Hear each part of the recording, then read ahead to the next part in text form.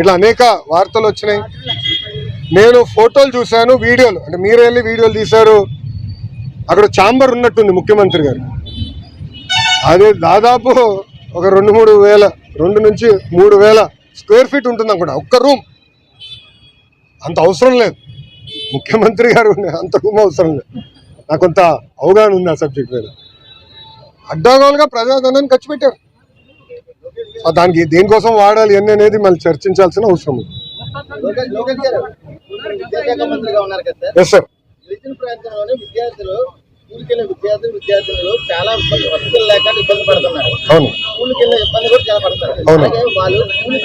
ప్రభుత్వం ఒక కార్యక్రమం చేపట్టి దాదాపు 9,000 కోట్ల రూపాయలు ఖర్చు పెట్టారు.